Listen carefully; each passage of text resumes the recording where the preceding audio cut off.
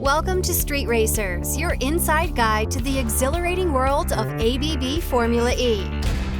The pinnacle of electric single-seater racing spans the globe with the most exciting... Oh no! Da Costa's hit Buemi! Most dramatic... I'm in the wall! And most competitive championship in motorsport.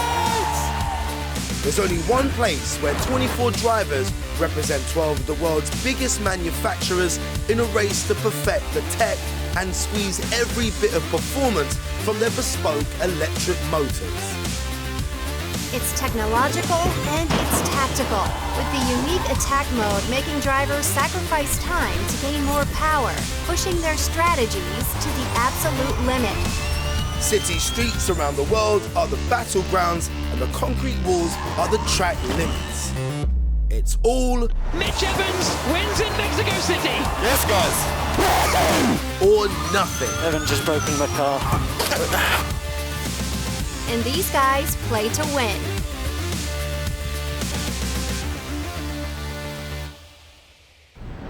In this episode, we'll be catching up with Envision Virgin Racing Sam Bird as he takes his training to the next level.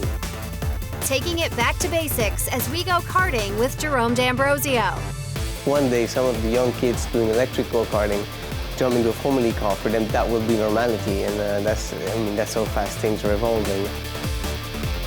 And heading to the official Formula E rookie test to meet some of the next generation of racing drivers. But first, let's take a look at how the championship is stacking up so far. The season kicked off with 2 races in Saudi Arabia, where current champion Jean-Eric Vergne's title defense got off on the wrong foot as he span out, then retired. Envision Virgin Racing Sam Bird cruised through to take the victory. In race 2, things didn't go his way as he was pushed into the wall, but it was another British driver, Alex Sims, who led in his BMW from lights to flag to take his first ever win. In race 3 in Santiago, it was the other BMW of Max Günther who went toe-to-toe with DS Techeetah's Antonio Felix da Costa with a last lap overtake, giving him his first win. Round 4 in Mexico City, and Jaguar's Mitch Evans pushed past Andre Lauderer on the first corner to take the lead. Nick DeVries locked up and crashed in his Mercedes, and Sam Bird once again ran out of road and into the wall. The second Mercedes of Stoffel Van Dorn also pushed too hard and found the track limits. Meanwhile, in one of the most dominant drives ever in a Formula E race, Mitch Evans won by over 4 seconds. Yes, guys! This is how it's done, mate. Superb drive. But his luck was about to run out in round 5 as he started his qualifying lap too late and would start the race in last position. The championship leader, Mitch Evans, is here at the back of the grid, but for now at least, the focus is on the front. Antonio Felix da Costa in the gold and black DS Techeetah is on pole position. All 5 lights are on. We go green in Marrakesh. Mitch had his work cut out, but he didn't take long to start carving his way through the field. Jean-Eric Vergne qualified back in 11th, but he too was on the move and was soon battling Max Günther for second place. But it was his teammate da Costa who took the checkered Da flag. Costa out of the final corner. He wins the race. Yes! Let's go, boys! That's lapped! The battle for second was to go down to the wire. Look, Vergne's going to run out of energy, surely. And Günther's into second place on the final lap. Can Buemi get Vergne as well? Through the final right-hander at turn 12, Max Günther finishes in second place. All of that drama means that DS Techeetah's Antonio Felix da Costa now leads the standings by 11 points over Mitch Evans, who managed to climb all the way to finish in 6th in Marrakesh. The BMW I Andretti's of Sims and Günther are in 3rd and 4th, with the Audi Sport of Lucas de Grassi sitting in 5th place. Currently sat 10th in the championship, Brit Sam Bird has been looking for every opportunity to improve his performance. Recently, he met up with UFC fighter Dan Hardy to take his game to the next level.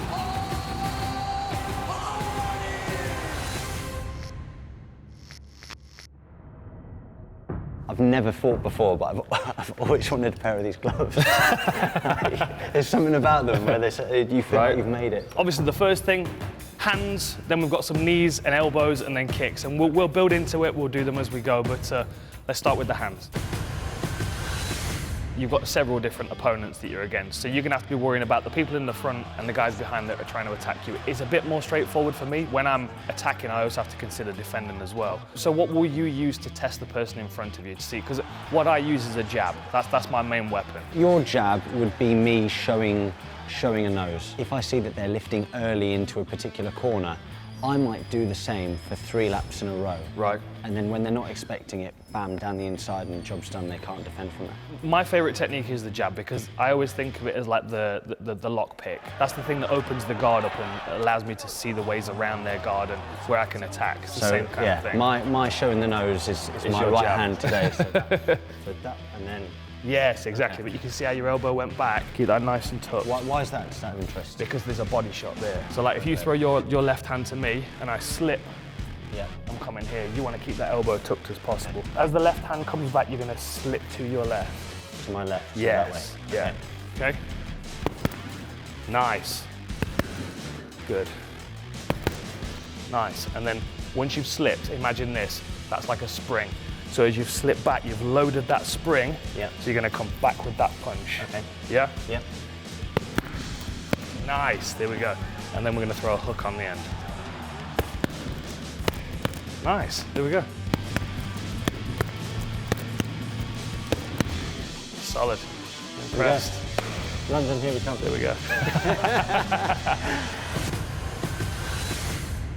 I want you to throw your jab, and I'm going to drop the pad to there. I want you to throw a low kick. Away from this. I mean, can I kick or? Yeah, kick. Don't worry about me. Okay. I'll be fine. He's like... I'll make sure the pad's there, don't worry. Nice. Good. Good. So I want you to go jab first. Jab. Then we're going to come knee on the back leg. Then knee. That's it, straight up. Okay. So jab, knee, and then back. Okay? Nice. And again. Good. If I move into my right, I'm moving my right foot first. If I move into my left, I move my left foot first. So I should be doing that? Yes, that's it. So the movements, the steps are smaller. Move forward, I move my front foot. Okay. A lot of people, they have that habit of doing that and crossing their feet. Okay. You're always vulnerable in that circumstance. Okay. Right, so we're doing jab and knee. Jab and knee. Okay. Good. Oh, yeah. We'll add a bit of movement as well. Good. Nice. Good. Good. Okay, once your back foot's landed, jab, knee, straight left. Okay. Okay? Nice. Nice. Some power in that left hand. Boom. Thank you, mate. Good work, man. Really good. Thank you. Really enjoyed that. Knuckles are finished, but I really enjoyed it. We'll catch up with the guys later to see what happened when roles were reversed. But for now, let's check out some exciting new liveries. Formula E recently announced the new look Gen 2 Evo car for next season, and the teams quickly got to work designing their concept liveries. Formula E asked you guys to vote for your favorite, and after some tight competition, the winner was... Tag Heuer Porsche with their tiger print inspired livery. What an awesome design for an awesome car. The future sure looks bright, but now let's get back to the grassroots level of racing with one of the most experienced drivers on the Formula E grid, Mahindra's Jerome D'Ambrosio, as he goes electric karting. So we're here in Acton doing some go-karting with the fans. There was a competition online, and the prize was to compete against the Mahindra drivers in go-karting. I had a lot of fun and actually tried hard. I mean, some of these guys that go on, they're actually really good at go-karting, indoor go-kart. So it was really close. It's been a lot of fun, and yeah, it's a pretty cool day. Well, so far our season has been really, I have to say, disappointing. We've had performance in qualifying, definitely at 2 Super Poles. Last weekend, P7 in qualifying, close to Super Pole again. We've improved a lot that side of things. And he does look confident with the car, the way he's positioning it. Oh, God, he's close to the wall again. I think that's reasonable from D'Ambrosio. Unfortunately, we struggled a little bit more in the race. It's the two Mahindras at the back. Jerome D'Ambrosio and Pascal Wehrlein had to change their gearboxes. You're only allowed one for the year, but because of the change, they've had to go to the back of the grid. We need to pick up our pace. We need to keep on developing our systems. As we've seen this year, everything is just so close, much closer than last year. We've had 5 winners, 5 races, but the gaps between the car, if you look at qualifying, you're 2-3 tenths off. You go from P6, P7 to P15, 16. So it's intense. And if you're a tiny bit off, you're going to pay the price. Whoa, there's a bit of action. Jerome D'Ambrosio fighting hard. The championship is evolving so fast. I mean, you know, we started Formula E and you would have asked me how many manufacturers, how many years it's going to take for you guys to have, like, 6 manufacturers, 7. I would have said, I don't know, maybe 5 to 10 years. In the end, after 6 years, we have 10, 11 manufacturers. So you can expect in a couple of years that all of this will move to electric, and that will be the racing of tomorrow.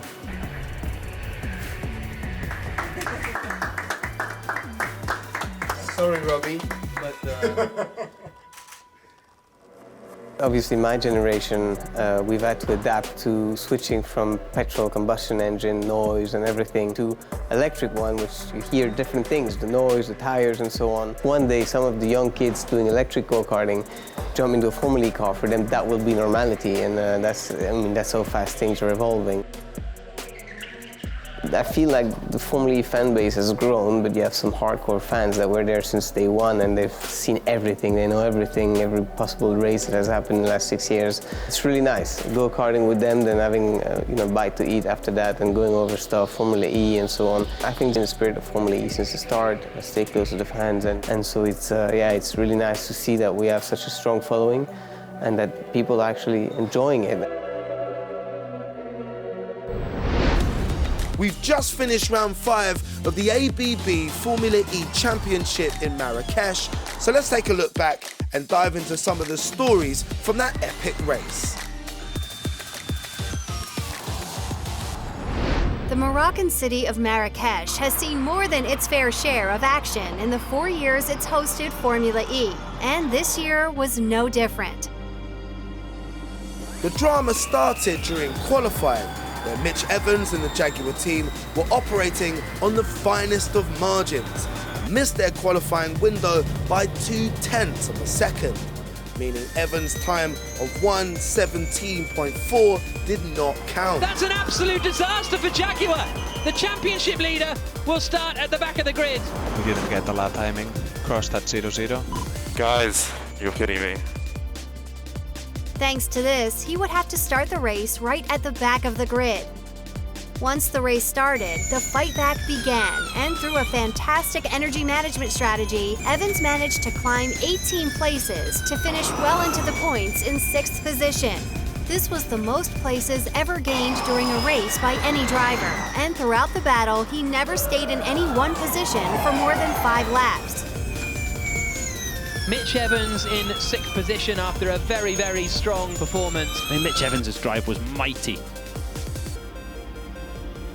Elsewhere on the track, BMW Andretti continued their run of poor reliability as Alexander Sims' late retirement from 6th place with a drivetrain issue meant that in 5 out of 5 races, only one had a driver scoring points. I've lost drive. Over the curb, I've lost drive. Nissan Edam's Sebastian Buemi is looking to be back on form after a disastrous start to the season. The Season 2 champion topped his qualifying group at the last 4 events, but is looking to be finally converting that speed into race pace with a podium finish in Mexico and 4th place in Marrakesh. Techeetah again proved that they have serious pace as Jean-Eric Vergne climbed 8 places and teammate Antonio Felix da Costa took the win with a huge 11.4 second margin. Yes! Let's go, boys! That's lapped! Whilst battling at the front of the pack, da Costa and Max Günther traded places in an energy management and attack mode strategy battle. Da Costa sacrificed the lead early on, but stayed close behind Günther, saving energy until he pounced and used his energy advantage to pull away from the German.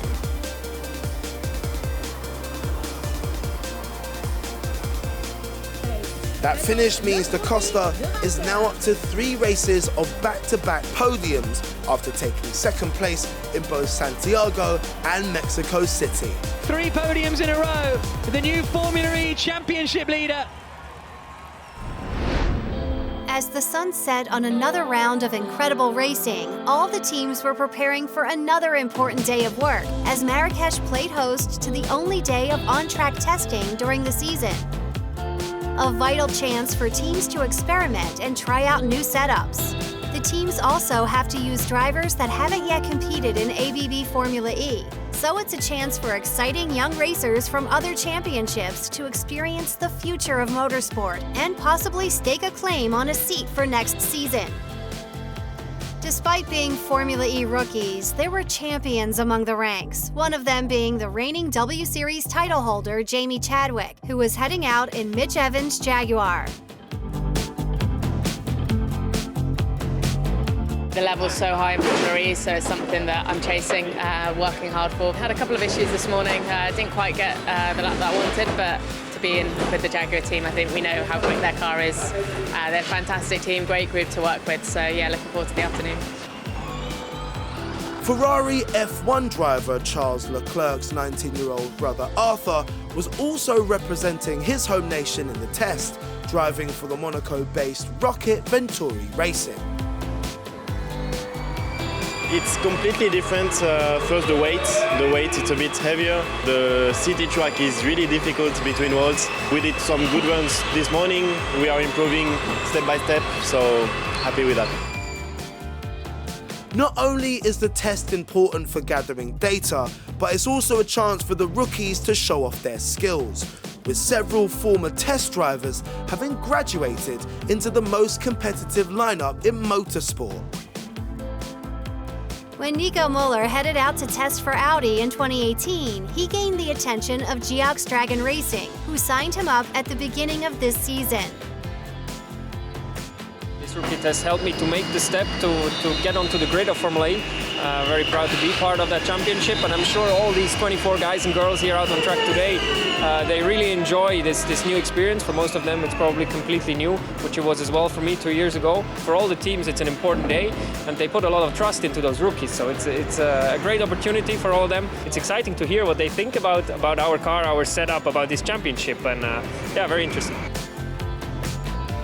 A driver also looking to impress the Geox Dragon Racing team was 21-year-old Brazilian Sergio Sete Camara, who finished with the second fastest lap overall in the Geox Dragon car. Formula E has become extremely interesting to be participating in. It's all these little energy things you need to do, and it's making a difference, so you really got to learn it. Sometimes another car might be quicker, or a driver might be quicker than you in that circuit, but you're better than him with the settings, so it's just a different beauty in the sport that I need to get used to. Multi-discipline champion Nick Cassidy, who previously raced alongside Jaguar's Mitch Evans, was looking super fast in the Envision Virgin racing car. I've had 3 hours this morning, a lot of learning, a fair few laps, and enjoying the challenge. It's complete opposite to what I'm used to. You know, big change, but you know, we're all race drivers, so we're used to adapting, and that part's quite normal. Every run was a step forward, which is nice, and now I just need to see how we go this afternoon. Nick was able to top the timesheets and in the process beat Nico Muller's previous lap record. He certainly proved that he has the speed to compete and is definitely one to watch.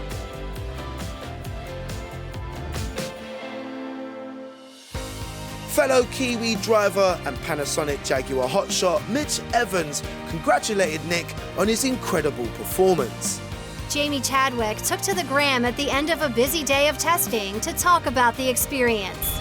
So we just wrapped up for the day, had a really successful test, so yeah, lots taken on board, lots learned, and yeah, really exciting day. So big thanks to the Jaguar guys, hopefully we can do more soon. Fingers crossed, we'll see more of Jaime behind the wheel of an FE car soon, fighting her way through the field. Speaking of fighting, Earlier in the show, we saw Envision Virgin Racing Sam Bird get some training tips from UFC fighter Dan Hardy.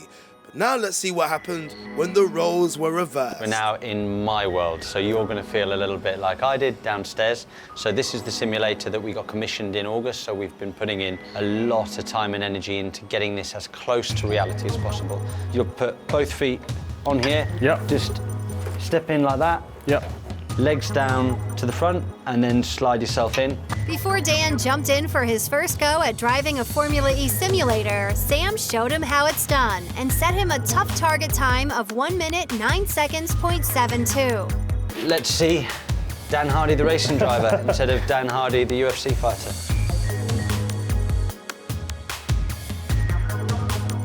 So you fit. That's the first thing. Only just. Only just, yeah. So all I want you to do today, Dan, is just literally focus on trying to drive this car as well as you can around the track. Try and be as smooth as you can. Inputs need to be smooth. Try and brake in a straight line. And don't hit a wall. Well, you can. Trust me, it hurts a lot more when you hit a wall in reality than it would do in here. And it costs a lot more. So this will be your build-up lap, and then the next lap will be your push lap. Okay. So this lap, we're just going to get some heat in the brakes and in the tyres. See that? If you bring that to the quali lap, that's a good double apex corner. And now you want to get back on the power in one time through this corner, and that needs to be hard, flat out. Right. That right-hander. That's when you know you've done the corner before well. If that one's quite difficult but still flat. Gotcha. Brake at the 100 roughly. That's it. Wait to turn. Now turn in. Little dab on the brake. Now through the corner. Miles better. Back on the power. Flat out this one, that's it. Now this one's a right-hand hairpin, brake at 100. Wait to turn in, wait, turn in now. It's so difficult to wait. Don't worry. Right, let's start the lap. Go. Remember, over to the right. That's it, give yourself the best line in, and now brake. Brake. Turn in. That's it. That's keep going. Turn in. Now back on the power a little bit. Turn into this one, double apex, remember? That's it. Now go. Power, over to the right. Now brake. I feel like you know where you're going now. I do want to put parts of it. It's a bit like me doing left, right, like duck, shuffle, jab, knee, elbow. That's it. This has been a much better lap. Let's finish the lap. That's it. And bit of oversteer, that's good. Over to the right. This is going to be your best lap by a mile. That's it. Turn in, that's good. Use all the road. That's it. Now cut the timing line. So over to the left-hand wall. 16.7. Yes. Good work. Very cool. So you did it. You went sub 120. Very well done, cool. mate. Thank you very much. Thanks, man. That was awesome. No, I feel like there's a lot of similarities to take away from this day, and it's been really interesting to hear your story and hear about your sport, and then you try my sport. And I'm pleased that I do my sport, and I think you're pleased that you do your sport. Absolutely. I'd rather get punched in the face than drive myself into a wall. Turns out Dan was actually pretty good in the simulator, and Sam didn't look too bad at martial arts either. Good effort, fellas. Sadly, the next race in Rome has had to be postponed because of the coronavirus. And due to the ongoing pandemic, unfortunately, Formula E has now suspended the rest of the racing season.